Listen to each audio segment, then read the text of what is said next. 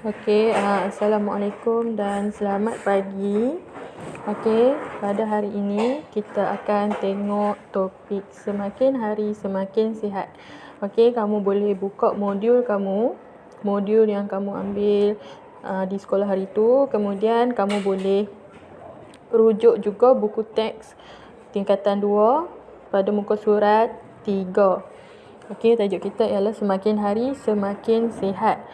Pada minggu yang sebelum ini, cikgu telah memberikan penerangan secara dalam video berkenaan tentang bagaimana cara untuk kamu menjawab soalan pemahaman. Jadi cikgu akan bantu kamu untuk semak jawapan. Jadi untuk soalan yang pertama, kamu boleh rujuk modul. Soalan yang pertama, apakah tujuan kempen semakin hari semakin sihat diadakan? Kalau kamu tengok kat situ, dia bagi 2 markah. Jadi, kat mana kamu nak cari jawapan tu? Jawapan tu adalah berdasarkan dalam petikan ataupun dalam teks yang telah diberikan. Sama ada kamu nak rujuk pada buku teks ataupun kamu nak rujuk dengan modul kamu. Dekat modul kamu dah ada. Kalau cikgu akan tunjuk mengikut buku teks lah.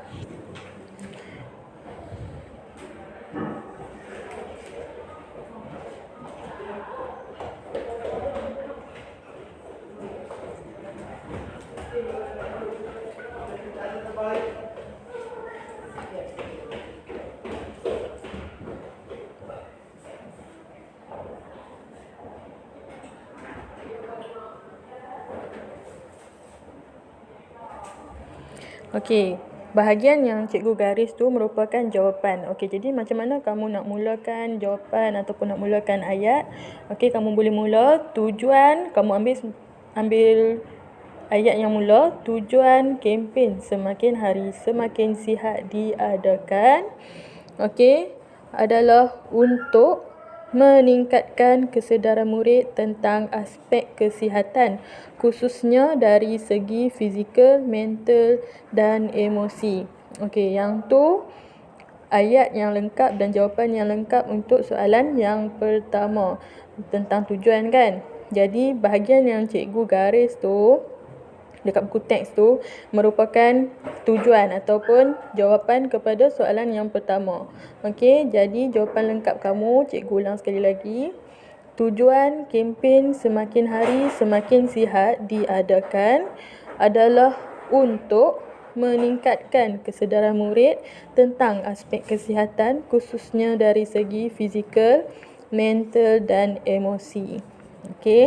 Itu untuk soalan yang pertama. Bagi soalan yang kedua, pada pendapat anda, apakah kepentingan kesihatan fizikal, mental dan emosi bagi seorang pelajar? Untuk soalan yang kedua, soalan ini dia memerlukan pendapat kamu sendiri. Jadi, kamu perlu mengeluarkan idea ataupun pendapat kamu sendiri. Kalau kamu tengok itu, markah 2. Jadi, pendapat kamu pun perlu berikan 2 pendapat lah. 2 pendapat dan 2 ayat. 1 pendapat untuk 1 ayat. Jadi, contoh jawapan kamu boleh mula. Pada pendapat saya, kepentingan fizikal, mental dan emosi bagi seorang pelajar ialah untuk terus kekal sihat. Cikgu ulang.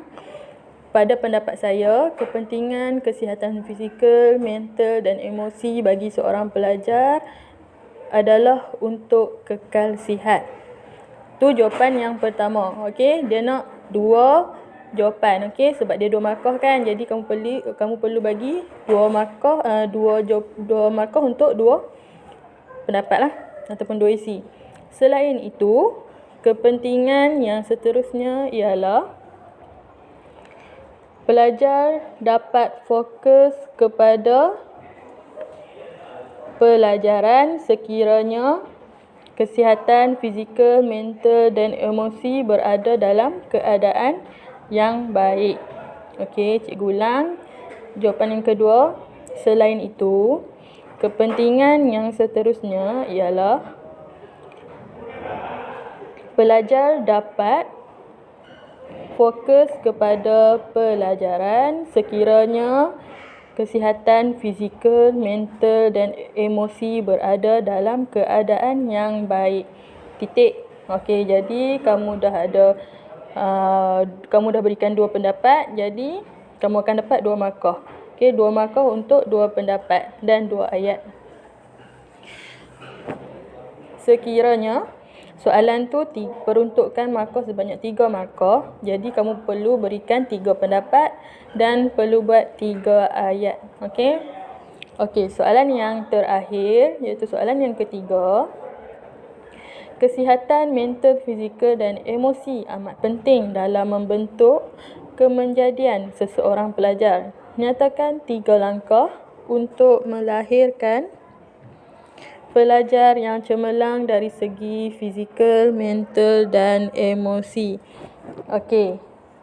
Sini 6 markah. Jadi kamu perlu berikan jawapan sekurang-kurangnya 6 isi lah. 6 isi. Okey.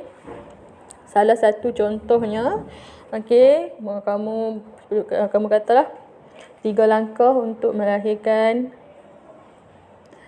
6 markah, tapi dia nyatakan kat situ kamu perlu bagi 3 langkah sahaja kan. Okey, jadi kamu bagi 3 langkah sahaja. Macam mana nak mula ayat? Kamu boleh cakap antara langkah untuk melahirkan pelajar yang cemerlang dari segi fizikal, mental dan emosi ialah melalui penyertaan pelajar dalam acara sukan. Okey. Kemudian titik. Selain itu, pelajar yang cemerlang dari segi fizikal, mental dan emosi juga dapat dilahirkan melalui pendidikan yang sempurna di sekolah dan di rumah. Okey, itu ayat yang kedua. Akhir sekali, kamu titik, kemudian isi yang terakhir, jadi kamu perlu guna penanda wacana akhir sekali. Okey, jadi akhir sekali bagi melahirkan pelajar yang cemerlang dari segi fizikal, mental dan emosi, pihak sekolah perlu menubuhkan kelab persatuan pembimbing rakan sebaya untuk membantu pelajar-pelajar yang mempunyai konflik emosi dalam diri mereka. Titik. Okey, jadi cukup 3 langkah dan kamu akan dapat 6 markah. Okey. Seterusnya, kita beralih kepada topik sesegar kenangan. Okey, kalau kamu tengok,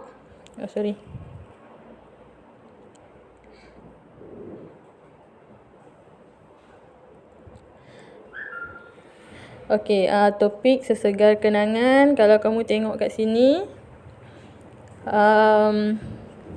kalau kamu tengok dekat modul, dia minta kamu senaraikan ayat seruan, ayat tanya dan ayat penyata yang terdapat dalam petikan tersebut. Okey, petikan tersebut kamu boleh tengok dekat bahagian modul kamu. Okey, kalau dalam buku teks kamu boleh rujuk muka surat 5. Yang ni, petikan yang ni. Okey, jadi sekarang apa itu ayat seruan? Okey, cikgu nak terang dululah apa itu ayat seruan. Ayat seruan merupakan ayat yang mempunyai tanda seru. Okey. Dan di hadapan ayat, permulaan ayat dia akan bermula dengan kata seperti ayat seru seperti amboi, kan? Kemudian wah ataupun aduh. Kemudian ataupun okey, perkataan-perkataan, kata-kata seruan, kata-kata seru yang digunakanlah kat depan. Kemudian di akhir ayat mesti guna tanda seru. Okey, yang tu kita panggil ayat seruan. Kemudian untuk ayat tanya merupakan ayat yang menggunakan kata tanya seperti bila, di mana, siapa, siapakah, bagaimanakah, dan ayat tersebut akan mempunyai tanda soal. Okey, yang tu merupakan ayat tanya. Seterusnya ayat penyata merupakan ayat penerang, seperti contohnya kucing itu comel. Yang tu merupakan ayat penyata. Ayat yang kamu nak terangkan kepada orang, yang tu kita panggil ayat penyata. Okey, kita tengok kat sini. Kat sini kamu perlu senaraikan 8 ayat yang terdapat dalam petikan. Kemudian kamu kena nyatakan jenis ayat. Okey, cikgu bagi contoh yang pertama. Kita tengok.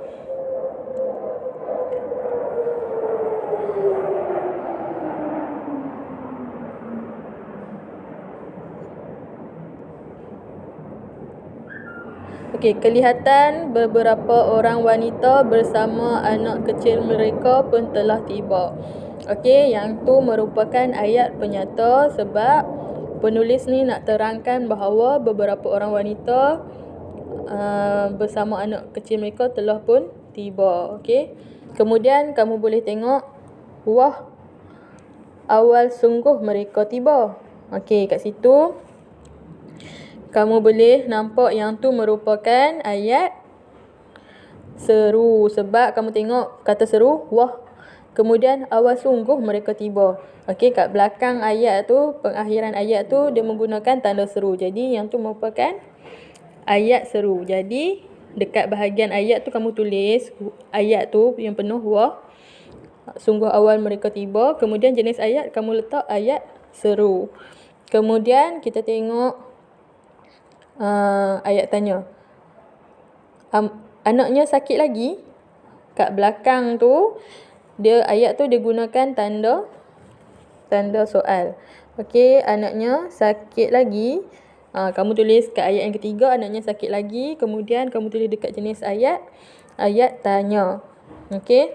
Walaupun kat depan ayat tu dia tak guna adakah anaknya sakit lagi? Tapi disebabkan dia mengalami proses pengguguran subjek, pengguguran kata tanya kat depan tu, jadi ayat tersebut tetap dikira sebagai ayat tanya sebab dia ada tanda soal kat belakang tu. Dan bila kita sebut pun intonasi kita jadi lain, sebutan kita jadi lain. Maksudnya sebutan tu akan jadi anaknya sakit lagi. Intonasi kat belakang tu dia meninggi. Okey. Bukannya kalau kita gunakan ayat tu sebagai ayat penyata, dia akan jadi anaknya sakit lagi. Intonasi dia berbeza. Okey, antara ayat penyata dengan ayat tanya. Okey. Kemudian kamu tolong siapkan sehingga 8 lah. Kotak yang ke-8. Okey, jadi kamu isi ke-8 kotak tersebut, ayat dalam ke-8 kotak tersebut. Kemudian jenis ayat tu kamu nyatakan ayat penyata ke, ayat tanya ataupun ayat seru. Okey. Untuk yang terakhir, kita akan tengok topik komuniti cergas. Okey. Yang ni kalau kamu tengok dia ada letakkan poster tentang komuniti cergas. Okey. Kemudian latihan yang perlu kamu buat tentang akronim. Okey, apa itu akronim? Okey, kejap. Okey, akronim tu merupakan kata singkatan yang terbentuk dengan menggabungkan. Okey, menggabungkan huruf awal suku kata atau dengan menggabungkan huruf awal dan suku kata daripada rangkai kata dan ditulis serta dilafazkan sebagai satu perkataan yang utuh. Okey. Dalam bahasa Melayu, akronim tergolong ke dalam kata tunggal walaupun terbentuk daripada percantuman bunyi-bunyi pertama dalam sejumlah perkataan atau percantuman bahagian-bahagian daripada beberapa patah perkataan. Pembentukan akronim tidaklah seperti pembentukan kata-kata tunggal yang lain. Okey. Akronim ni nak senang faham, akronim ni terbentuk melalui gabungan huruf awal suku kata ataupun dengan gabungan huruf awal suku kata daripada rangkai kata. Okey, terbentuklah akronim. Okey. akronim ni dia terbahagi kepada 4. Yang pertama, kata akronim cantuman huruf awal perkataan. Contoh kat situ kamu boleh tengok LUTH, LUTH. Okey, singkatan untuk Lembaga Urusan Tabung Haji. Okey, bila dia gabungkan huruf awal suku kata L, U untuk urusan, T untuk tabung, H untuk haji, jadi terbentuklah perkataan akronim LUTH, LUTH. Kemudian yang kedua, kata akronim cantuman huruf dan suku kata perkataan sesedap sebutan. Okey. Dia gabungkan INTAN. Okey, INTAN tu untuk Institut Takbir Awam. Okey. Institut Takbir Awam. Kemudian yang ketiga, kata nama akronim cantuman suku kata awal perkataan. Jenama.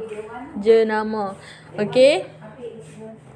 Jadi jenama tu untuk jenis nama. Okey, contoh jenama baju. Jenama baju kamu, contoh jenama Kiki Lala. Okey, jenama baju Kiki Lala. Jadi rangkai kata yang penuh sebenarnya jenis nama baju. Okey, jenis nama baju tu ialah Kiki Lala. Jadi disingkatkan ataupun diakronimkan menjadi jenama baju. Ini ialah Kiki Lala. Okey. Kemudian yang keempat, kata akronim cantuman bahagian awal perkataan pertama dengan bahagian lain dalam perkataan yang mengikutinya. Contoh, debu bunga, kita nak singkatkan, dijadikan sebagai debunga. Okey, sama juga dengan jenama. Jenis nama disingkatkan menjadi jenama. Okey. Okey, untuk kalau kamu tengok kat bawah tu ada kotak kan, akronim dan juga ayat. Okey, TASCA tu disingkatkan daripada rangkai kata Taman Asuhan Kanak-kanak. Okey, TASCA untuk disingkatkan daripada rangkai kata Taman Asuhan Kanak-kanak. Okey. Kemudian Tabika. Tabika merupakan singkatan daripada rangkai kata Taman Bimbingan Kanak-kanak. Okey, bila disingkatkan menjadi Tabika.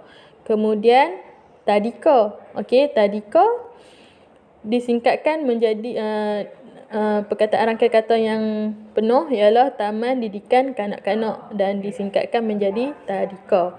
Okey.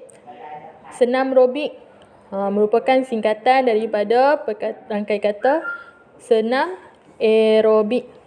Senam aerobik. Okey. Senam aerobik merupakan dua perkataan dan bila dia disingkatkan menjadi akronim menjadi gabungan perkataan yang dieja rapat iaitu senam robik. Kemudian yang terakhir, kugiran merupakan singkatan daripada rangkai kata kumpulan gitar rancak. Kumpulan gitar rancak disingkatkan menjadi kugiran. Jadi apa yang perlu kamu buat dekat bahagian ayat yang kosong tu, kotak yang kosong tu, dekat bahagian ayat tu, kamu perlu bina ayat berdasarkan akronim yang telah disenaraikan. Okey, contoh ayat yang pertama, cikgu bagi ayat untuk TASCA. Okey. Ramai kanak-kanak ditinggalkan di TASCA itu ketika ibu bapa mereka pergi bekerja. Titik. Yang tu merupakan ayat menggunakan kata akronim TASCA. Okey, yang selebihnya Tabika, Tadika, senam robik dan kugiran, cikgu harap kamu boleh siapkan sendiri menggunakan idea kamu sendiri. Okey. Okey, setakat itu sahaja. Terima kasih dan untuk kelas yang seterusnya kita akan kemungkinan kita akan menggunakan aplikasi lain lah. Okey, yang kamu mudah dan senang. Okey, contohnya kita boleh guna Telegram ataupun sekiranya kamu nak guna Google Meet pun boleh. Okey, nanti kita akan bincangkan. Okey, sekian, terima kasih.